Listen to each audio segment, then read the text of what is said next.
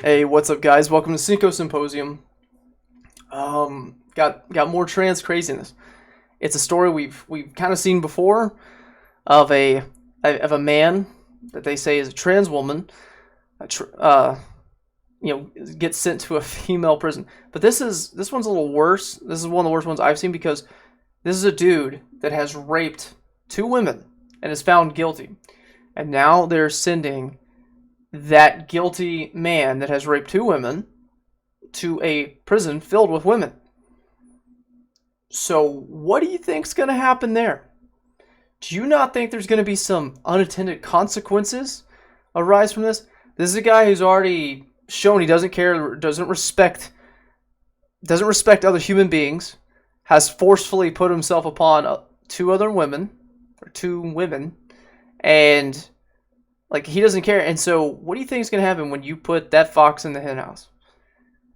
I mean, I don't know. We're so God. There's so many problems. Like there's so many issues with our culture. There's so much just wrong with this. But we're gonna get in the story. Before we do, hit that like button, hit that subscribe button. Really helps me out. We're working on our way to 1,000 subscribers. Please be one of those. I appreciate it. Comment. Let me know what you think about this story. But let's read this article a little bit more. A Scottish man who identifies as transgender has been found guilty of raping two women and will be held in a women's prison for up to a month while waiting sentencing. Adam Graham, 31, began identifying as a woman after he committed the sexual offense and now goes by Isla Bryson.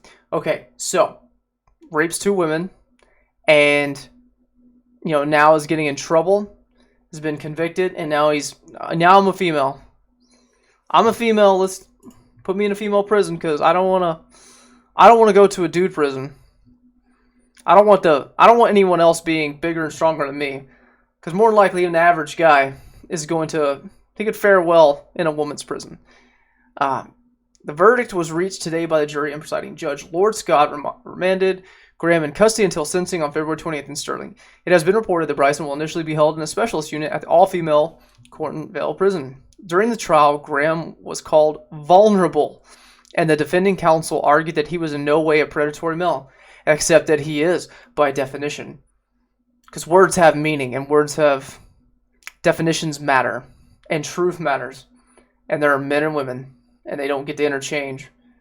And when you rape someone, especially when you rape two people, you have shown you do not respect the human value of other people. You have done one of the worst things that you could do.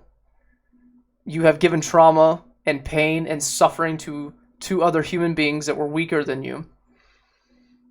And yeah, like honestly, you should be castrated. Like, you're still a guy, and guess what? You're still a guy even if they did castrate you. I mean, they just need to hang him, honestly. But they're saying, oh, it's a he. It's a dude, was vulnerable.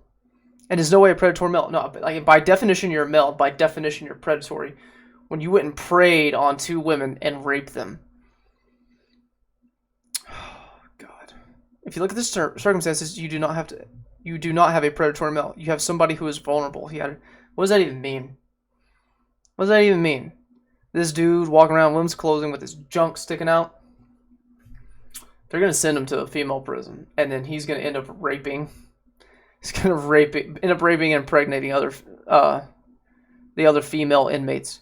Because we have bowed down to these people that are the insane minority and that do not have their heads on straight and have the highest suicide rate of any group of people that we have known on this earth so far.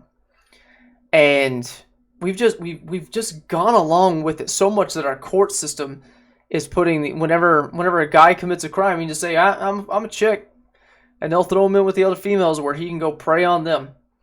We've reached that level in society. And it's nuts to me. It's nuts to me that we've accepted this and we haven't fought back. And the reason they've won so much ground is because they have been the loudest people. They have been the ones out protesting and calling on all these corporations and big companies to bow down to whims. That's why you see NHL doing Pride Night. Hockey, like when did hockey become about being gay and forcing people to wear gay jerseys and shirts during warm-ups? Like how when are people that are in the middle to the right side aisle, even people, I'm sure there's got to be people on the left that don't, that, like want progressiveness, right? Want these progressive ideals, but like still have to look at this and go, this is a little much. There has to be people on the left that do that. When is all those people that I just mentioned going to stand up and say, nope, we've had enough? There is certain biological facts. There's a man and woman, and especially in a criminal setting where a guy has raped 2 women, we're not going to put him around a bunch of more women just because he says he is one. We're not going to do that. That should be like a no-brainer. People have got to start standing up. You got to start being loud. You got to let everybody know. You got to let everyone know that this pisses you off, and you're not going to accept it, and you never will accept it because they're being louder than you. That's why they're winning. That's why we shared a story about the NHL hockey guy that's not wearing a jersey, and we're all happy about it. And then you look at it and you go, one guy, the whole team's the one that didn't bend the knee. They won the whole rest of the team. They won the NHL league. We're not winning on that. Like that should.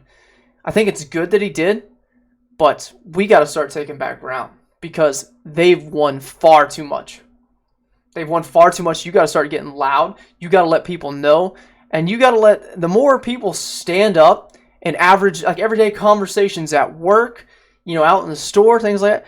Like everyone's kind of thinking, a lot of people are thinking the same thing, but no one wants to say it out loud because they are scared they're going to get canceled, scared to get fired. You better start speaking up. You better start speaking up and actually risking it. Let me tell you, I understand your job's important and all that, but there's always ways to make money. You may not make it as much. Is your lifestyle worth having your kids grow up in this society? I would rather get fired from my job and have to go work at Chick-fil-A or something and make less money and have a harder time if it meant that my kids didn't grow up with this. That I know that I did something, that I stood my ground and I spoke what I believe and I stuck to my principles and I fought against this evil ideology. Start being brave and just standing up. All it takes is one. The first person that stands up in a crowd, then it's so much easier for the second and even more for the third. The compounds, the bravery compounds, and then soon the whole crowd's going, yeah, no, we're not going to have this. Start standing up, start fighting back against this, because it's nuts. It's lunacy. That's my take on it. Hope y'all enjoyed it. Hit that like button. Until next time, y'all have a great day.